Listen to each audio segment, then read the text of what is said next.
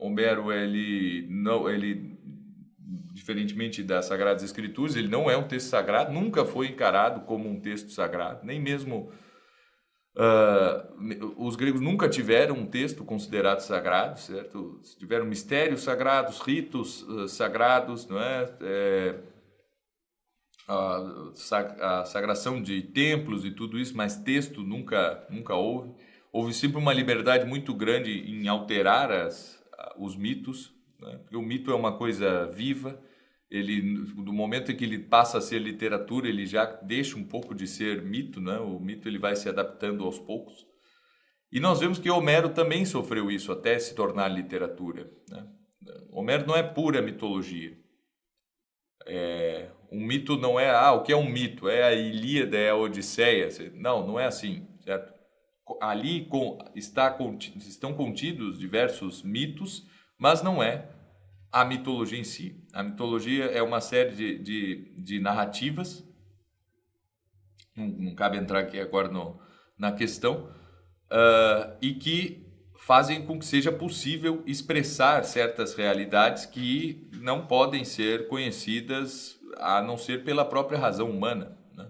Pelo próprio logos. Assim, o mito já é um fruto do próprio logos, né? Para que nós consigamos tratar de certos temas que são diferentes, não é? De eu pegar esse livro aqui, apontar para o livro e dizer isso aqui é um livro, isso está bem claro, livro, certo? Todo mundo entende a palavra e sabe ao que esse signo, essa palavra se refere. Há coisas que são muito mais complexas do que isso e para isso nós precisamos de mitos, né? Nós voltaremos nesse assunto dos mitos. Quando os poemas homéricos são compostos, o que nós podemos ter certeza é que nós já temos uma sociedade rica em mitos. E esses mitos aparecem como são referenciados, eles não são escritos pela primeira vez ou postos no papel como fará Hesíodo, por exemplo, né? Esses mitos eles estão presentes na linguagem, estão presentes em todas as referências, não é? Em todos os epítetos que todos aqueles personagens recebem. Mas e esses mitos nós podemos rastrear um fundamento hoje em dia com a filologia moderna, pode rastrear um fundamento comum na língua e na religião dos indo-europeus, né? Porque nós vamos ver arquétipos comuns, não todos, né? Não é assim, né? Um dos erros básicos de quem começa a estudar literatura e literatura antiga olha, esse aqui a Fraia para os nórdicos, já que são indo-europeus, é a mesma coisa que Vênus dos romanos e Afrodite dos gregos e para os hindus é não sei o quê. Não funciona assim, certo? A gente não pode achar esses paralelos perfeitos. Eles nunca acontecem. Mas nós temos coisas que são próprias de cada um dos povos, por mais que tenham tido uma origem imemorial comum, como é o caso dos povos indo-europeus, né? aos quais pertencem também os povos gregos. E o que nós vamos achar dessa época é justamente, né, mitos relacionados, os mitos de Creta, relacionados com o rei Minos, com o Minotauro, certo? Com Teseu, e aí ligados com mitos de Atenas, né? Nós vamos achar as histórias a expedição dos Argonautas, as histórias de Hércules. Todas elas fazem referência a este período. Este é um período, né? Esses mitos todos são anteriores à Guerra de Troia. Depois do teatro, quem são os personagens mais famosos do teatro? São personagens também anteriores à Guerra de Troia. Édipo, certo? E todo aquele ciclo tebano e a importância que a cidade de Tebas teve para essa própria época, né? E por quê? Né? Por que é a fonte de estudos mais certa que nós temos são estes mitos? Justamente porque para os gregos do período clássico, e até mesmo um pouco antes, né? A partir do século VIII, vamos pôr assim, aquilo tudo se fazia presente, existe algo ali, né? Os sujeitos não estavam na natureza bruta e sem ter nenhuma tradição. Existe algo ali, existem histórias que são contadas e essas histórias fazem com que as coisas tenham sentidos. Não é se existiu a volta dos Heraclidas, não é? Dos descendentes de Hércules, é porque houve uma invasão, é porque se percebe a diferença étnica entre as pessoas que habitam aquele mesmo local, né? E se percebe muito bem que a diferença no fenótipo mesmo das pessoas e pessoas com fenótipos diferentes têm histórias diferentes, têm explicações para a sua própria existência e a existência da sua família que são diferentes, certo?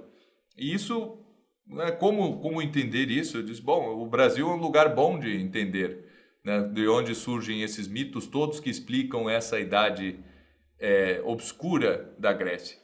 Porque aqui também as pessoas têm muitas diferenças no fenótipo. Aqui no sul do Brasil, então, é mais acentuado.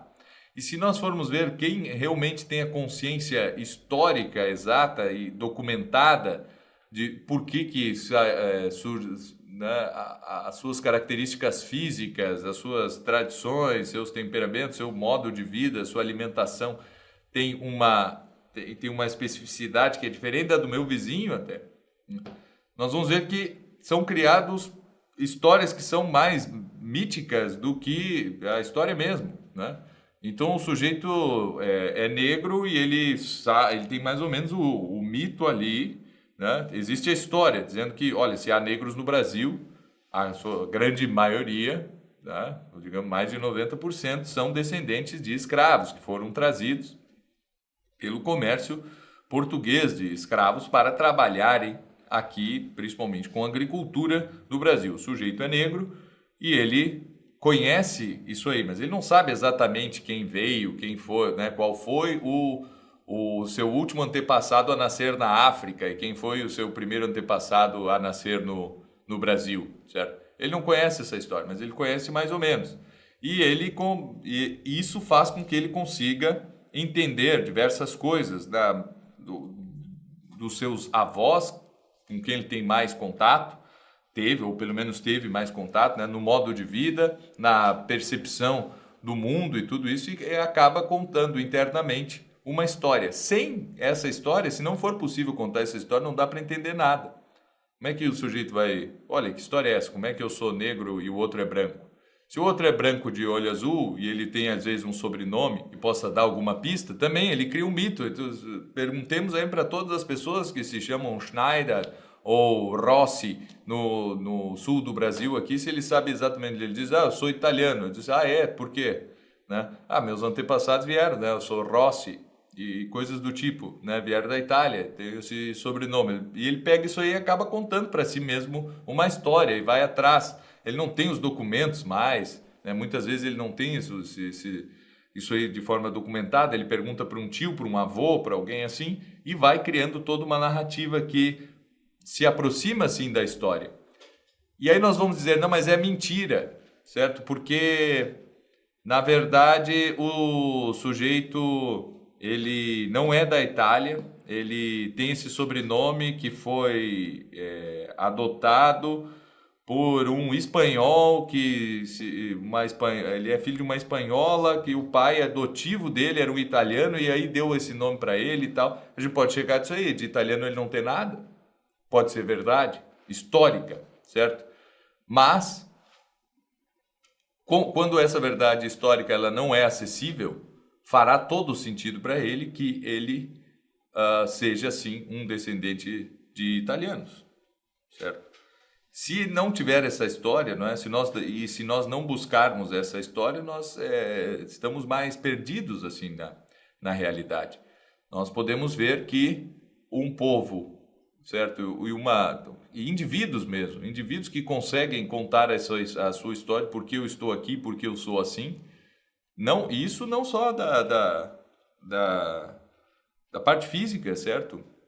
Pode ser uma questão também de hábitos, de tradições, de religião e tudo isso, né? As pessoas já se perguntaram porque, afinal de contas, né, o sujeito já, desde pequeno, ele se lembra de ouvir falar de Deus e de rezar e de chamar o Papai do Céu, alguma coisa assim. De onde vem toda essa ideia, não é? E nós vemos que o desenvolvimento cultural, e é isso que nos interessa, é uma das coisas mais impressionantes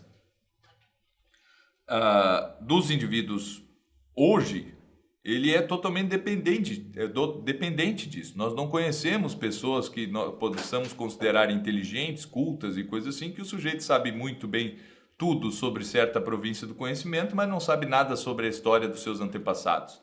Isso aí não existe, né? Normalmente a gente enxerga em quanto maior for a cultura e a inteligência de um sujeito, nós podemos inquiri-lo, certo? Olha só, quem foram os teus pais, avós, bisavós, por que tu tem essa cara, essa cor e esses hábitos e essa religião e essas coisas todas? O sujeito sabe contar essa história. Bem, os gregos conseguiram fazer isso. E conseguiram olhar para trás e ver todos os indícios que tinham no seu presente e remontar isso até a criação do mundo. Um povo que não consegue fazer isso, ou que faz de forma mais pobre, ele não irá desenvolver-se culturalmente como um outro que consegue.